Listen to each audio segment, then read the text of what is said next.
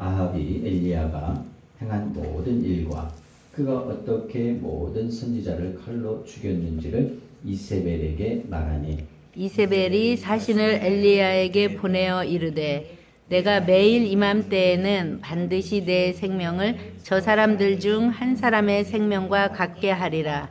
그렇게 하지 아니하면 신들이 내게 벌 위에 벌을 내릴 것이 마땅한지라. 그가 이 형편을 보고 일어나 자기의 생명을 위해 도망하여 유다에 속한 브엘세바에 이르러 자기의 서원을 그곳에 머물게 하고 자기 자신의 광야를 돌아 하룻길쯤 가서 한 눈나무 아래에 앉아서 자기가 죽기를 원하여 이르되 여호와여 넉넉하오니 지금 내 생명을 거두시옵소서. 나는 내 조상들보다 낫지 못하니이다 하고 로뎀 나무 아래에 누워 자더니 천사가 그를 어루만지며 그에게 이르되 일어나서 먹으라 하는지라. 숯불에 구운 떡과 한 병 물이 있더라. 이에 먹고 마시고 다시 누웠더니 여호와의 천사가 또 다시 와서 어루만지며 이르되 일어나 먹으라. 내 갈 길을 다 가지 못할까 하노라 하는지라. 이에 일어나 먹고 마시고 그 음식의 힘을 의지하여 40주 40야를 가서 하나님의 산 호렙에 이르니라. 아멘. 아멘.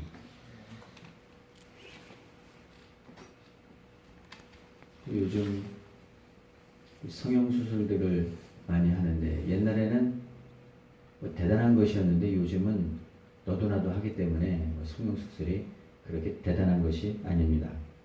어떤 분이 아름다운 얼굴을 갖기 위해서 성형수술을 했습니다. 정말 예뻐졌어요. 전에 있던 사람과 지금 사람이 완전히 달라졌어요.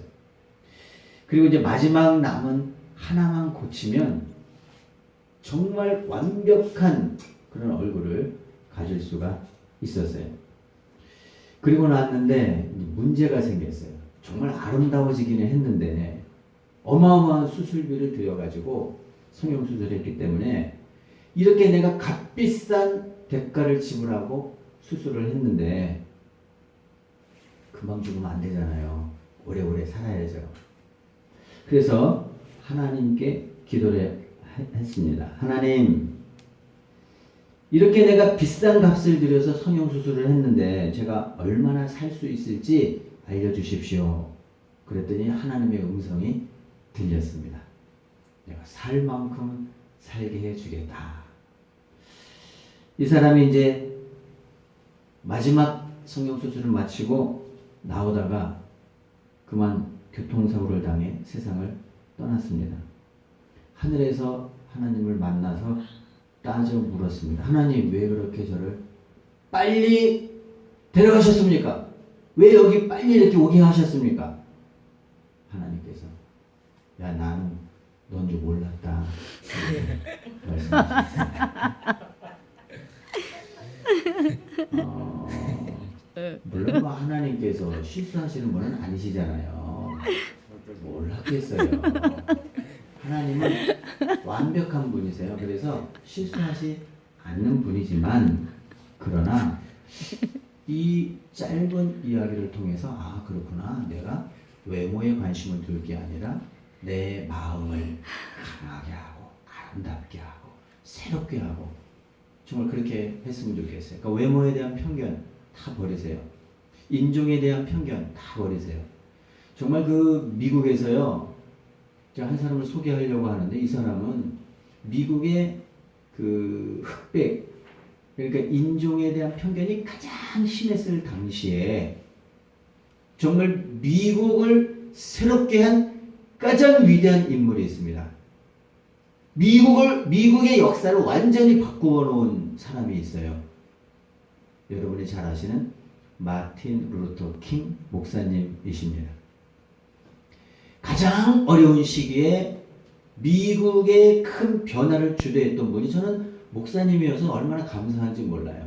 하나님께 붙들린 사람, 하나님께 쓰임받는 사람, 그 당대에 정말 아름답게 쓰임받았어요. 마틴 루터 킹 목사님을 이제 인터넷을 통해서 이렇게 얼굴을 보면 참 그 어떤 그 하나님께 붙들린 사람의 굳은 의지 그런 것들이 여기 딱 얼굴에 나타나 있습니다. 이분은 그 26세에 처음으로 박사학위를 받고 그 다음에 39세에 이제 암살을 당했는데 그때까지 무려 20개 대학에서 이렇게 훌륭한 거는 이 세상에 없다. 그리고 전부 다 서로 박사학위를 주려고. 그래서 20개 대학에서 이분이 26세에서 39세까지 20개 대학에서 박사학위를 취득을 했어요. 내가 원에서 구걸해서 받은 것이 아니라 각 대학에서 이렇게 훌륭한 분을, 이렇게 하나님의 능력에 붙들린 분을 박사학위를 줘야 된다 그래서 대학이 앞다투어 가지고 이분에게 박사학위를 수여했다고 하는 것입니다.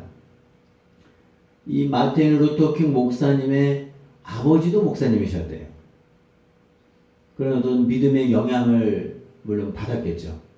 그래서 이 마틴 루터킹 목사님은 19세에 정말 어린 나이에 목사 안수를 받았대요. 그게 가능했던 것 같아요. 그때는 19세에 목사 안수를 받고 교회를 섬기면서 이제 이 하나님을 위해서 잘못된 것들을 바로잡고 특별히 이제 흑인들의 인권을 위해서 자신의 한평생을 바쳤던 분입니다.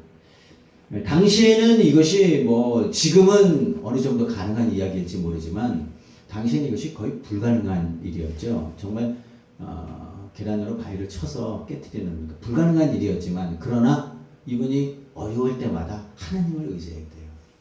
이분이 늘 잘 부르던 그런 찬양이 있대요. 주님이여 제 손을 붙잡고 가소서. 이 찬양을 그렇게 많이 불렀대요. 주님 내가 어려울 때 힘들 때 내 손을 꼭 붙잡아 주세요. 이런 찬양을 하면서 어려움들을 이렇게 극복해 나아갔습니다. 이분은 1968년 39세의 나이에 하나님의 부름을 받았습니다. 정말 왕성하게 일할 나이에 하나님의 부름을 받았어요. 20세기에 흑인뿐만 아니라 이 백인들까지도 이 마틴 루터킹 목사님을 존경합니다. 그래서 20세기의 가장 위대한 미국인이 누군지 아세요? 마틴 루터킹 목사님이에요. 얼마나 위대한가? 이분의 업적과 하나님을 향한 열정과 흑인의 인권을 위해서 삶을 드렸기 때문에 이분이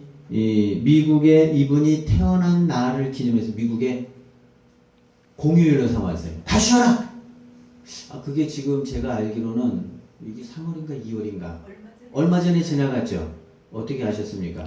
얼마 전에 미국에서 그날은 다 쉬어요. 마틴 루터킹 목사님이 태어난 날을 기념해서 그날은 국가 공휴일로 정해졌어요. 뭐 웬만한 사람이 업적을 남긴다고 해서 그 나라의 국가 공휴일로 정해지지 않습니다. 그런데 20세기에 미국이 낳은 가장 위대한 사람이 누구냐?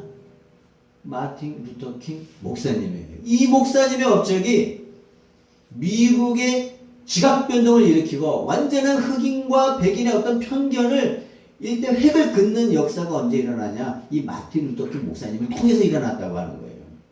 물론 아버님도 목사님이었지만 이 마틴 루터킹 목사님은 하나님에 대한 절대 믿음을 가지고 미국의 변화를 이끌었던 그 주역이 되었다는 것. 저는 이것이 얼마나 감사한지 몰라요.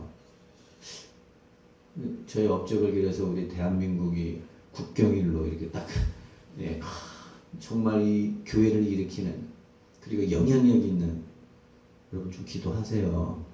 제 태어난 일이 공휴일이 될 수 있도록 하나님의 손에 붙들리면 불가능하지 않습니다. 여러분의 인생 물론 진짜 이 계란으로 바위치는 것처럼 어려운 일이에요. 그러나 도전해 보세요. 하나님의 손에 붙들리면요 얼마든지 쓰임받을 수 있습니다. 그러나 한 가지는 기억하셔야 돼요. 이런 꿈과 비전 그냥 이루어지지 않고 엄청난 희생을 각오하고 그런 희생의 대가를 지불하고 얻어질 수 있다고 하는 것이죠. 마틴 루터킹 목사님의 그런 일들은 자신의 정말 그 비폭력 때려도 그냥 맞고 저항하자며 무저항하면서 이 비폭력으로 이거 할 수 있다고 하는 거 이거는 정말 쉽지 않아요. 이거 예수님 정신 아니면 불가능한 일입니다. 오른밤을 때리는데 어떻게 왼밤을 돌려댈 수가 있겠습니까? 그러니까 철저하게 예수님 정신으로 살았던 분이죠. 너무 멋있어요. 여러분 그 얼굴이 궁금하시면 인터넷에서 한번 검색을 해보세요. 야, 이분이 마틴 루터 킹 목사님이구나. 20세기에 미국인들이 흑인뿐만 아니라 백인들로부터도 가장 존경받는 목사님이 누구냐 하면 이분이구나. 막 이분의 일생일대기 그 위인전기 보면 어디에요? 애들 그 보는 위인전기 있잖아요. 거기에 이분이 꼭 들어갑니다. 궁금하신 분은 연구를 해보세요. 야, 도대체 이분이 어떤 삶을 살았나? 그러니까 어려울 때마다 하나님을 의지했다는 것. 저는 이것이 참 감사했어요. 마틴 루터 킹 목사님은 힘들 때마다 하나님을 의지했는데 오늘 이렇게 하나님 앞에 귀하게 쓰임받는 인물, 선지자, 제가 또 한 사람을 소개합니다. 제가 제일 처음에 구약을 보면서 소개한 선지자가 한 분 있었는데 그때 엘리사 선지자를 한번 소개를 했었고 그 다음에 지난주에 에스겔 선지자를 했었는데 다 L자로 시작이 됐는데 오늘 또 L자로 시작되네요. 엘리야 선지자. 처음에는 엘리사 선지자, 그 다음에 우리 에스겔. 다 L은 아니지만 이 엘리야 선지자는 어떤 선지자였냐? 제가 지금 마틴 루터 킹 목사님 말씀을 드렸지만 이 당시에 가장 영향력 있는 한 나라죠. 한 나라를 이끌어가는 가장 영향력 있었던 사람이 이 엘리야 선지자였습니다. 제가 처음에 말씀드렸던 이 엘리사 선지자는 이 엘리야 선지자의 후계자가 되는 거고 당시에 그 하나님이 없이 믿음으로 살지 못하던 이스라엘 백성을 믿음의 길로 전환해가지고 강력한 그 하나님의 역사를 일으킨 사람이 누구냐면 엘리야 선지자예요. 상상할 수 없는 일들이. 우리가 이제 우리 19장을 읽었지만 이 18장에서는요. 바알과 이 아세라의 850명의 선지자, 뭐 수적으로는 게임이 안 되죠. 850명의 엄청난 수의 무리와 엘리야 선지자 혼자와 큰 대결이 일어납니다. 불로 응답하는 신이 진짜 누구냐? 참 신이 어떤 신이냐? 그런 대결이 일어나는데 850명이 모여서 이 무리가 막 아침부터 저녁까지 불을 내려달라고 바알한테 불을 내려달라고 아세라한테 불을 내려달라고 이 불이 내려서 이 제단을 태우는 신이 진짜 신이다. 그렇게 대결이 이루어지잖아요. 우리가 너무나 잘 알고 있는데 그런데 아무리 불러도 응답을 못합니다. 왜요? 죽은 신이 어떻게 응답을 합니까? 근데 이 엘리야 선지자가 다 하나님 앞에 그냥 하나님이요 물 갖다 부어라니 물이 그냥 부어가지고 도저히 그 재물을 태울 수 없는 그런 상황을 만들어라. 그리고 나서 기도합니다. 하나님이 불로 응답하는 그 역사를 이 시간에 보여달라고 그냥 기도가 끝나자마자 하늘에서 불이 나서 제단을 다 태우고 그 주변까지 있는 뿌린 물까지 그냥 양동이로 막 갖다 부은 그 물까지 다 말라버리는 아주 기적적인 역사가 우리가 잘 알고 있죠. 갈멜산에서의 큰 대결입니다. 이름이 참 좋잖아요. 갈멜산. 그리고 기도원 이름도 뭐죠? 갈멜산 기도원이 있어요. 제 차가 많이 다녔습니다. 옛날에 갈멜산 기도원 가서 기도 많이 하고 이 갈멜산에서의 엄청난 그런 대승리를 맞았는데 오늘 본문은요 그것이 아니라 그런 승리 후에 그 아합왕이 아주 구약시대 최고로 악한 왕 하면은 그냥 딱 한 사람만 기억해도 돼요. 누구라고요? 아합왕이에요. 아합왕. 이 아합왕의 부인이 이세벨이었는데 이 이세벨이 뭐 바알 선지자, 아세라 선지자를 850명을 죽였어? 그래가지고 그러면 이 엘리야 선지자 막 죽이겠다고 뭐 이런 소식을 들으니까 엘리야 선지자가 어때요? 걱정 마라. 나는 하나님이 있다. 뭐 이렇게 해야 될 것 같은데 아이고 나를 죽이려고 온다고? 그 도망을 갔어요. 잘 이해가 되지 않는 대목인데 그렇게 위대한 선지자가 어떻게 자기 생명을 찾는다고 하니까 그냥 갑자기 어떤 두려움이 엄습해서 그냥 도망을 가는 이해가 되지 않는 부분인데요. 사실 사람이 그렇습니다. 하나님의 손에 붙들리면 위대하게 쓰임받을 수 있지만 그냥 인간적인 생각으로 사람의 눈으로 보면 나를 죽이러 온다고? 그 위대한 선지자가 그냥 절망이죠, 절망. 그리고 간 것이 어디냐면 로뎀나무예요. 그런데 놀랍게도 그 로뎀나무에서 하나님이 야 엘리야 선지 너 이러면 되겠냐? 너 대선지자가 너 이러면 되겠냐? 이렇게 말씀하신 것이 아니라 오히려 이 선지자를 위로해 줍니다. 그러니까 참 하나님 보면은요, 정말 하나님은 우리가 막 절망했을 때 우리를 야단치는 분이 아니라 오히려 지금 이제 그 엘리야가 하나님 앞에 기도합니다. 하나님이 로뎀나무 아래서 정말 나 지금 이제 막 나 죽게 생겼어요. 난 저 이세벨이 저 군대 보내가지고 나 잡아 죽이면 어떻게 막 그러면서 하나님한테 뭐라 그러냐면 하나님 차라리 하나님 나 죽여주세요. 그렇게 말을 해요. 그런 걸 볼 때는 하나님이 뭐라고 굉장히 야단치실 것 같은데 그러지 않고요. 어떻게 했는지 오늘 본문에 나오잖아요. 뭘 갖다 줍니까? 떡과 물을 갖다 줘요. 그 떡도 그냥 떡이 아니라 숯불에 구운 떡을 먹고 힘오더라고요. 이 교회 사역을 하고 주님 일을 하다 보면은 정말 어려운 일이 많아요. 그리고요, 믿음이 좋았다가 이렇게 막 절망하고 그럴 때 하나님이 막 야단치실 것 같잖아요. 너 왜 이 모양이냐? 네가 이래서 되겠냐? 네가 너 엘리야 선지자 아니냐? 막 이렇게 야단친 게 아니라 이게 뭐 떡을 주고 이렇게 먹을 것을 갖다 줬다고 하는 참 놀라운 일이죠. 이 떡은요, 이 성경에서 우리 예수님이 잘 해석해 주셨는데 사람이 떡으로만 살 것이 아니라 뭘로 살아요? 하나님의 말씀으로 산다 그랬잖아요. 결국 이 엘리야 선지자가 하나님의 말씀을 다시 붙들고 특별히 이제 이 물은 이 정결함과 이 성령을 상징을 하는데 하나님의 성령의 도우심과 또 이런 어떤 말씀의 능력으로 다시 회복시켜 줄 것을 기대하고 보여준 사건이 바로 이 로뎀나무 사건입니다. 결국 이 시대는 뭐냐면 하나님의 말씀으로 우리가 다시 일어나야 돼요. 그리고 특별히 하나님의 성령의 역사로 다시 일어나야 한다고 하는 것입니다. 제가 지난주에도 한번 그 말씀을 드렸는데 제가 한번 또 그 부분을 조금 보충해서 말씀을 좀 드리려고 합니다. 영국에 있어서 1700년대에 가장 그 암울한 시기였는데 이 영국 사회를 새롭게 일으켰던 그 역사가 무엇이냐면 두 가지인데 하나는 이 말씀 사역과 하나는 이 성령 사역입니다. 그러니까 말씀과 성령은 항상 같이 간다 이렇게 생각을 하면 됩니다. 그 영국의 그 옥스퍼드 대학의 한 기숙사에서 있었던 일입니다.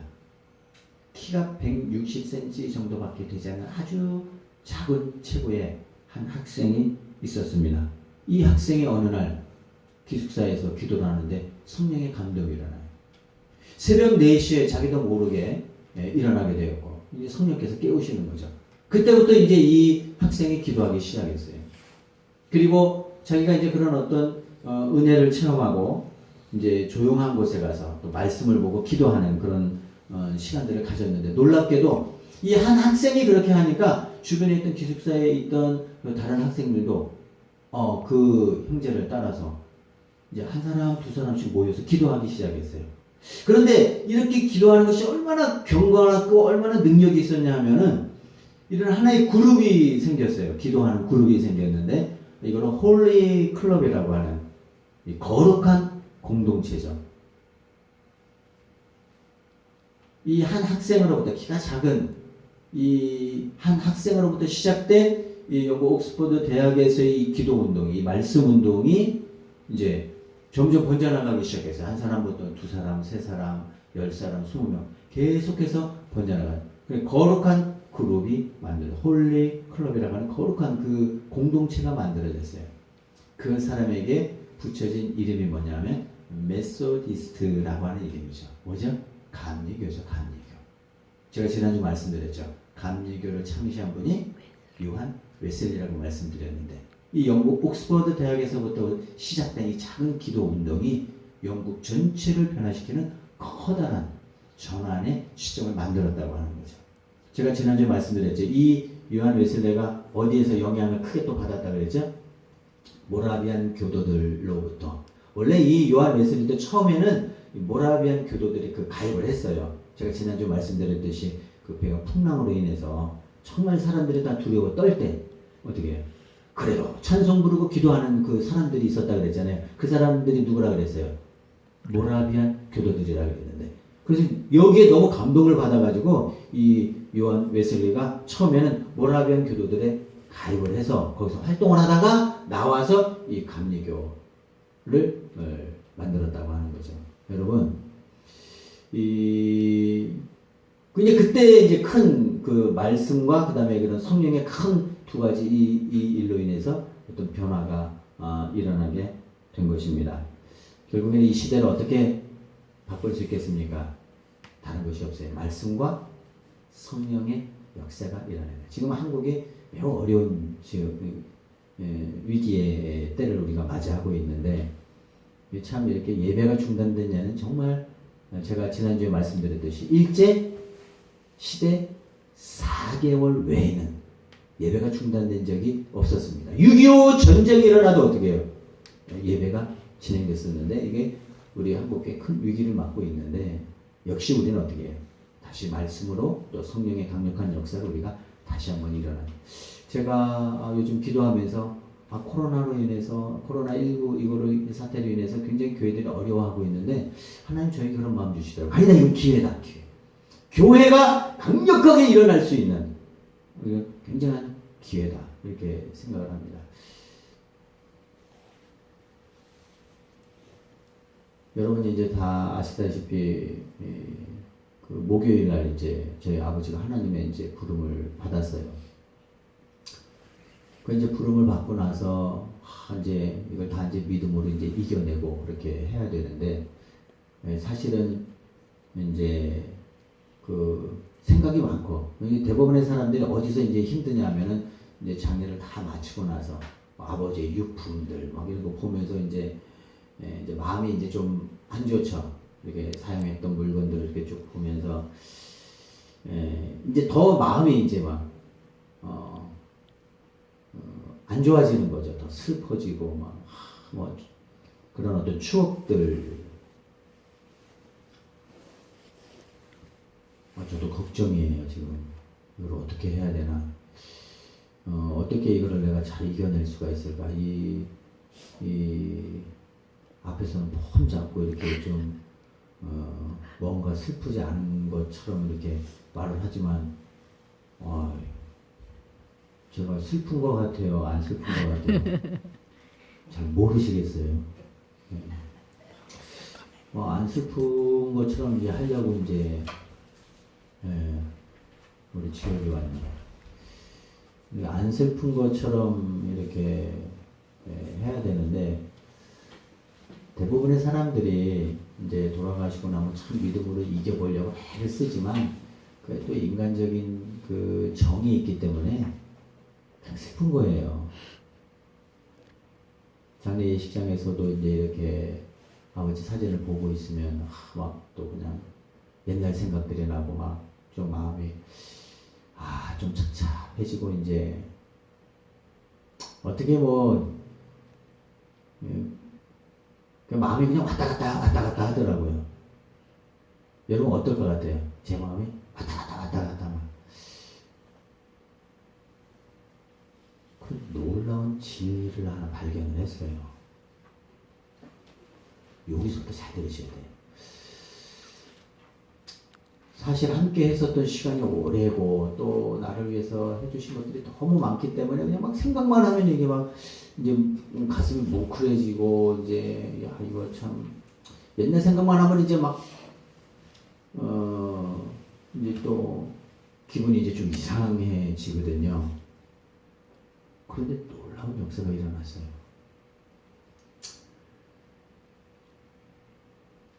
그런데 오늘 새벽에 일어나기 전에 하나님이 보여주시는데, 그 아버지를 이렇게 쫙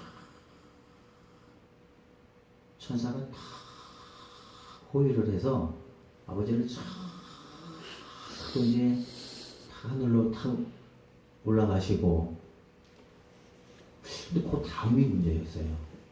샥 하고 천국에 가셨는데 천국에서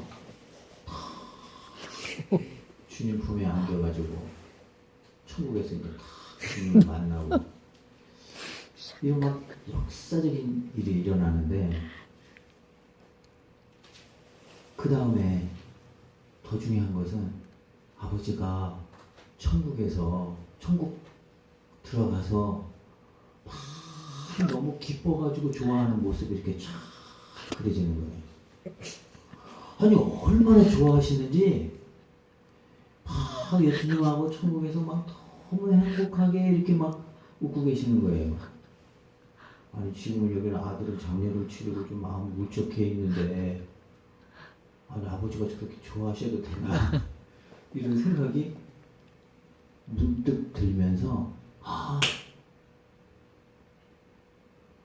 부활의 소망이라고 하는 것은 지금 이 순간에 나는 그냥 아버지의 유품들을 보면서 썼던 것들 보면서 이런 거 보면서 하고 그냥 나는 막 근심하고 있는데 아버지는 좋아하시더라고. 천국에서 기뻐하시더라고. 그래서 제가 마음을 고쳐먹었어요. 나도 기뻐해야 되겠다. 아버지는 지금 너무 행복한데 내가 우울해지는 이유는 딱 한 가지죠. 뭐죠? 아버지와 같이 했었던 그런 시간들, 나를 위해서 했던 것들 막 이런 것만 생각하면은 마음이 그냥 착잡해지고 하는데 속상하게 이 시간에 아버지는 막 기뻐서 어쩔 줄 몰라 하는 거예요. 그리고 제가 깨달았어요. 그렇구나. 그건 다 지나간 일이구나. 지금 현재 이 시간에 아버지는 한없이 기뻐하신다는 거예요. 그 부활의 소망이에요. 그리고 나서 제가 오늘 아침에 완전히 달라졌어요. 왜냐하면 저는 이제 더 이상 슬프지가 않은 거예요. 옛날에는 마음이 오락가락했어요. 내가 딱 믿음으로 정신 차렸을 때에는 굉장히 이렇게 기쁘고 하는 마음에 탁 밀려왔다가 또 어느 순간 아버지의 영정 사진을 본다든지 또 이 유품들을 보게 되면 그냥 마음이 확 눌렸다가 왔다 갔다 했던 마음이 지금 이 시간 옛것은 다 지나가고 아버지가 너무 행복해 있는 모습을 딱 보니까 제가 우울해야 될 이유가 하나도 없더라고요.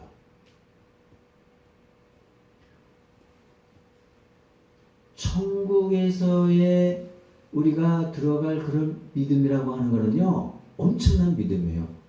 그래서 제가 어저께는 좀 마음이 좋을 때도 있었고 그렇지 않을 때도 있었고 이런 많은 갈등이 있었는데 그 갈등이 싹 없어졌어요. 왜 없어졌냐면은 지금 현재 천국에서 너무나도 기뻐하고 계신 아버지를 생각하니까 제가 우울할 이유가 아무것도 없더라고요. 그게 뭐죠? 그게 부활신앙이에요. 오늘이 마치 부활주일 같은데 다음 주가 부활주일입니다. 그런데 다음 주일날 부활하는 것이 아니라 매일 부활신앙을 가져야 돼요. 제가 오늘 부활설교하고 다음 주도 부활설교하고 그 다음 주도 부활설교하고 더 하나 놀라운 사실을 깨달았어요. 시간의 반대가 뭘까요? 한정적인 시간에, 짧은 순간의 반대가 뭘까? 영원이다. 그 짧은 시간의 반대가 영원이 아니라 부활이라는 걸 깨달았어요. 이게 하나님이 엄청난 이 깨우침을 주시는데 너무너무 행복했어요. 이게 새벽에 탁 일어나면서 나는 이 짧은 순간의 반대가 영원인 줄 알았어요. 짧은 시간의 반대가 영원이 아니라 부활이에요. 이미 부활에 들어가면은요, 이 짧은 시간과 완전히 정반대의 삶이 약속되어 있어요. 그러면서 제 마음이 그렇구나. 이제 십자가 봤거든요. 십자가 모든 거 다 해결했어요. 십자가가 굉장히 우울하고 고통스럽고 그런 것이 아니에요. 십자가는 모든 것의 해결점입니다. 완전히 다 해결해줘요. 죄의 문제 해결해줘요. 인생의 문제 해결해줘요. 믿음의 문제 해결해줘요. 신앙의 문제 해결해줘요. 삶의 문제 해결해줘요. 그걸 누가 해결해줘요? 십자가예요. 그 십자가는 어떻게 해요? 다 해결해줬어요. 그럼 뭐만 남았죠? 부활이에요. 그래서 저에게 하나님 메시지를 주시더라고요. 십자가와 부활이다. 십자가 다 해결했다. 제 문제 다 해결했다. 이제 남은 게 뭐죠? 부활이죠. 그러니까 이 천국에 관한 그 부활신앙 우리가 딱 갖게 되면은요, 이거 얼마나 행복한지 몰라요. 그래서 오늘 아침을 기해서 저는 완전히 다른 삶을 살아요. 그전에는요, 사람들하고 있을 때는 괜찮았는데, 혼자 있으면은 막 아버지 생각이 나고, 막 같이 있었던 거 마음 우울하고 막 안 좋아지고 그랬는데, 아버지가 천국에서 저렇게 기뻐하시는 모습을 보고, 이제는 어떻게 해요? 제 마음이 우울할 틈이 없어요. 같이 기뻐하기로 했어요. 여러분도 좀 기뻐해 주세요. 여러분이 누군가를 보내는 것은 슬픈 일이지만 그러나 기뻐할 수 있어요. 이유는 딱 한 가지가 있습니다. 십자가와 부활입니다. 기도하겠습니다.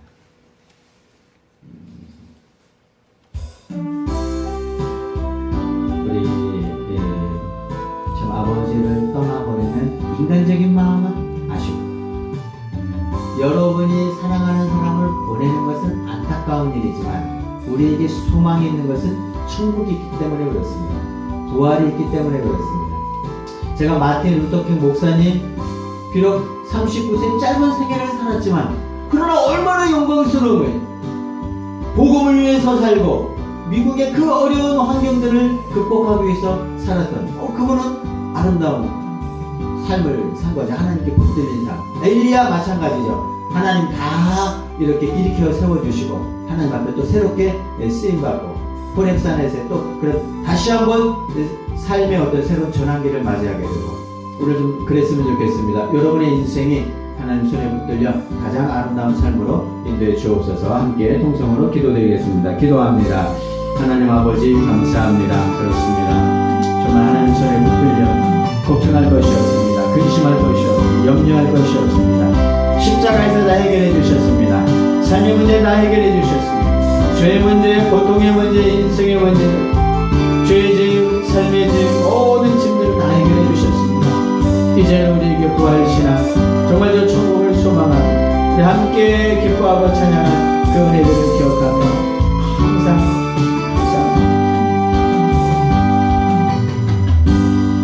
하나님 아버지 감사합니다.